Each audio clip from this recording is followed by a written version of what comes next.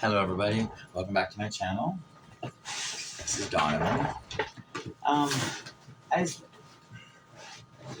wanted to pop in for a minute and say hey. As most of you know, I was originally headed for Maine. That was what the plan was.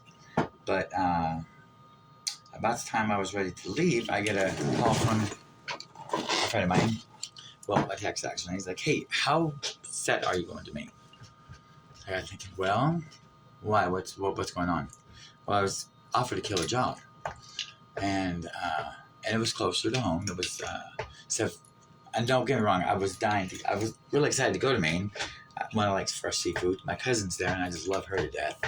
And she was getting married this month, and I was excited to be there for that. But a friend of mine, his mother had bought a liquor store, and was needing some help. Getting running, that kind of thing. So I was like, you know what? Sure, I'll come down. Why not? And it's beautiful. It's up in the mountains. I can walk out my door and see that. It's beautiful. I can see the mountains, which I love because it makes me feel, I guess, closer to God, more spiritual. The people here are great. I've not met anybody that has been rude or nasty yet.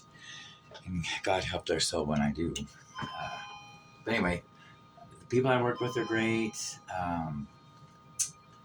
Trying to think. Until recently, really, the first couple weeks, I was pretty much just work in the motel room. I didn't go out or anything. Venture out. I don't know. I just wanted to get. I really dove into work. I wanted to get used to all the inventory, that kind of thing, because I've never seen so many beers in one place. Seriously, I was like, oh my God. In Wyoming, we just kind of stick to the standards. Here they've got so many breweries and so many local folks that distribute their wines, their vodkas, liquor, beer. I mean, just the amount of beer that we have in our coolers, it was overwhelming. I think, am I ever going to learn all this?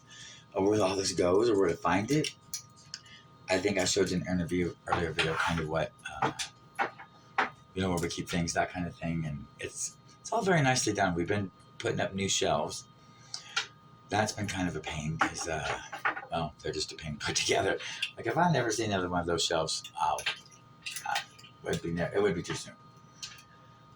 What else was I going to tell you? It's been a challenge being here, only because it's not the people, it's not the job. It's how do I put this? It's not where I plan to be at this age. I mean, I didn't think I'd be 50, single, alone, and living out of a motel room. But it's just starting a new chapter in my life.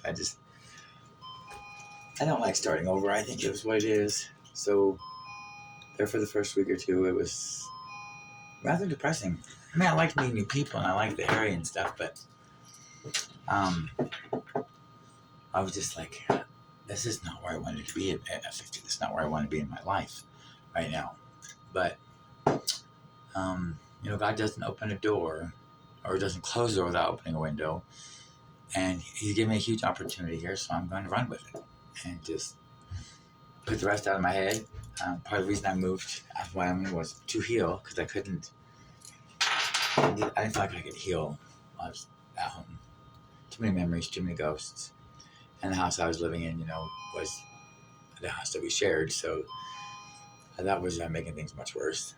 And I just thought, I don't need this. I need to get out. I need to get back to finding me.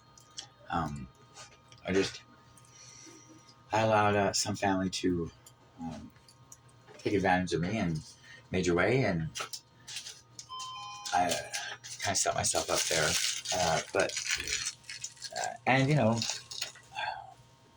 Married man did, I don't know what, I really can't say what his issue was because he never really did say. I just know that he should never have been married. He's not the marrying type, and he's not honest. He's not an honest person. But I'm not trying to dog him or anything. I'm just, we're just different people. And we wanted different things. I wanted somebody I could settle down with, grow old with, and build life with. And that's not all what he wanted. He just wanted somebody that would take care of him while he did whatever he wanted to do. So that didn't work out too well. Anyhow, so that's what brought me here, and I think it's going to turn out to be a really good thing. I mean, it's a beautiful part of the country. The people here are great. There's camping, hiking, biking, backpacking, you name it. All kinds of outdoor activities. Um, and the local scene here is awesome. Like, there's a bar down here that does like open mic night on Tuesdays. There's just all kinds of cool activities going on. So I'm going to immerse myself into the local community. I've been talking to several people already that I've only been here, a month. And I've had 3 people ask me they told me, what, you should run for mayor. I'm like, what? And because I'm not really political, but I do have political views. But they're like, well, with the right platform, because I kind of know what I've been paying attention, what there is the local people's concerns are. And I'm like, give me another year or two. Let me check things out. I'll go to meetings, that kind of thing. I said, and who knows? The next 5-10 years, I might be mayor. You never know. That would be kind of cool. But at the same time, not. I don't like to get really political, but I don't know. We'll see. Life's always changing. And I guess that's the whole point of this video is as depressing as having to leave my home state and to rebuild my life after having it destroyed, can't stay down forever. And whether it changes are good or bad, they are inevitable. So we just have to be flexible enough and trust God enough to go with it. And that's where I kind of put everything. I just put in God's hands. Say, you know what? It's yours. You take it. You run with it. You do whatever you need to do with it. And I will follow your lead. And whenever I do that, he never steers me wrong. So I think I'm in good hands. I'm in a great community and awesome friends. There's one of my coworkers here, Cameron, is pop, and yep, we've hung out a few times, and he's quite an interesting guy. I enjoy hanging out with him and his friends. He's not like your average 20-something-year-old. He's got a good level head on his shoulders. He loves to play hockey as well. That's gonna be fun. I like to see him play hockey. And there's just so many cool people here. And there's Robert and Connie, his wife. Their management here. We're kind of like co-management. They're awesome people.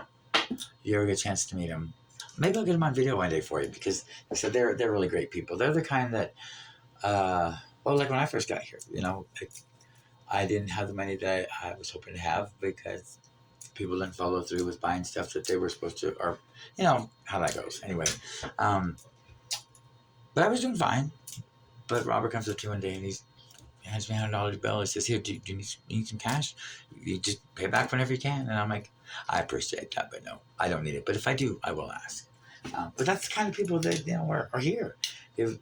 Even in the neighborhood here, they're always helping each other out, and I like that. Kind of reminds me of Douglas in a way, because Douglas is very much about its community and taking care of people. I want to give a big shout out to, before I end this, to Renee Hunt and her husband John. Amazing people. I don't think you can find any more people amazing than that. But I want to give a shout out to them and say, love you guys. I miss you. And give Thomas a big old hug for me, okay? I love you guys. I will check in later. But until next video, please take care of yourselves and each other. Bye.